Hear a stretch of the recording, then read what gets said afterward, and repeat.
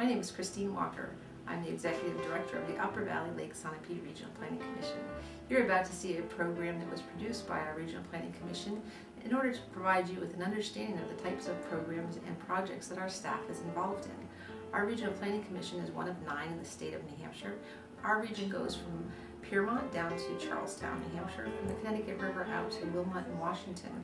Throughout this series, you will be introduced to a number of our staff members who are all professional planners. We'll be talking about transportation planning, some will be talking about our work with communities in Safe Routes to School. We'll be talking about hazard mitigation planning. We hope you enjoy this series and stay tuned for further information.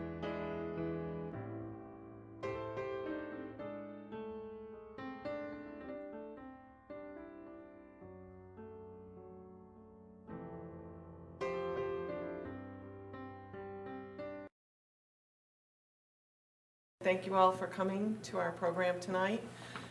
Please sign in and fill out an evaluation form with any future programs that you might desire that we put on. We are a regional planning commission that serves 27 towns and cities in the Upper Valley Lake Sunapee area. And we put on various programs. Our next program is our annual meeting that I'd like to invite you to. That will be June 9th. And Steve Taylor will be speaking on the origins of the phrase Upper Valley, so we're really excited and really looking forward to that. I'd also like to thank specifically our program committee that helped put this together, Jim Taylor in front and Joan Monroe in the back, for being wonderful commissioners and helping put this program together and being great volunteers. And I'd also like to point out John Tuttle was also on the program committee for years, and would like to thank him for his service through the years.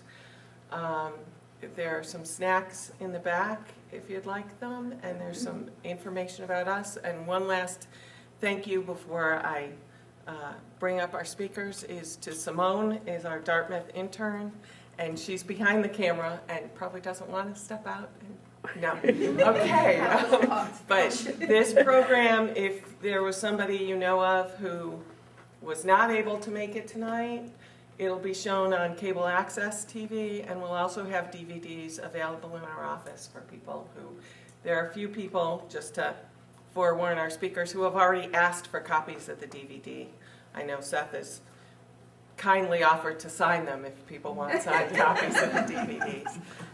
We're incredibly grateful to our speakers for coming tonight. Your first speaker will be Dick Uncles from the Department of Agriculture, who will speak on the state regulations, and I'll let him do his own intro. So thank you. Good evening, folks. I'm Dick Uncles. I work for the New Hampshire Department of Agriculture, Markets and Food, and I have for 30 years. I'm the Director of the Division of Regulatory Services. My understanding was, in talking with Jim and Jenny, that you wanted to know a little bit about state statutes that regulate farming. Huge task. I think first I'll give you a snapshot view of what our department's regulatory programs are, and then we'll spend some time on some of the key state statutes that enable agriculture, protect it, or govern it generally in reference to planning, particularly in local municipal controls. And then we'll morph into best management practices and some of the environmental issues with farms, and that will lead into Becky and Seth's detailed explanation of some of the specifics of best management practices.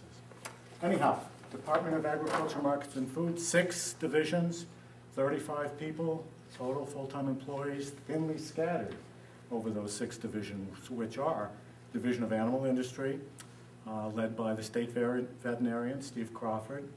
Their responsibilities are primarily the control, elimination, monitoring of animal diseases, both farm animals and pets.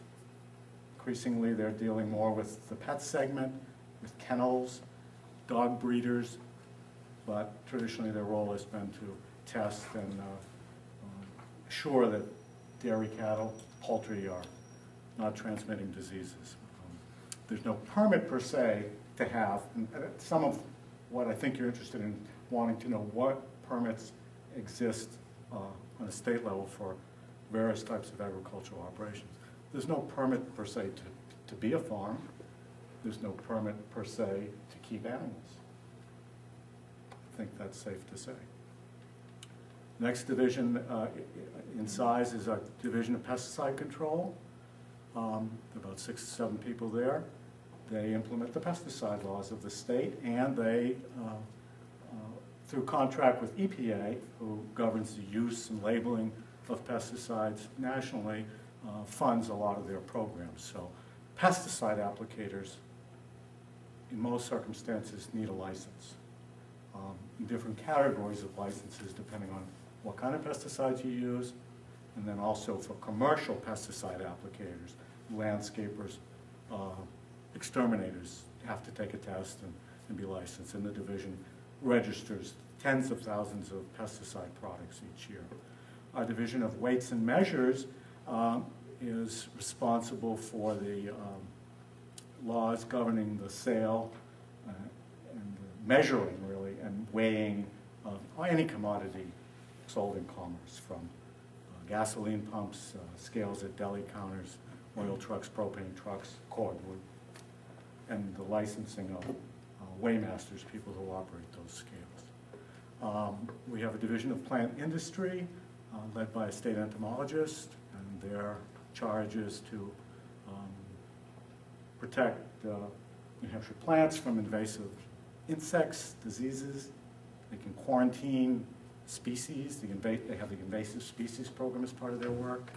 They license nurseries, anyone who sells plants, living plants, not dead plants. I mean, not fruits and vegetables, I guess is what I mean. There is no license to sell fruits and vegetables universally. You're free to do that.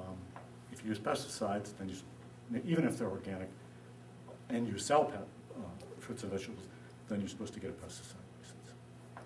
My division is called the Division of Regulatory Services, and we're responsible for state laws governing some of the commodities we produce.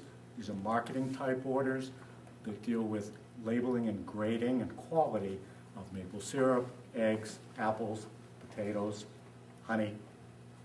We're also charged with laws that regulate, register, or license the sale of animal feeds, including pet food, fertilizers, liming materials, horticultural growing media, and seeds, agricultural or planting seeds for any purpose, grass seeds, flower seeds.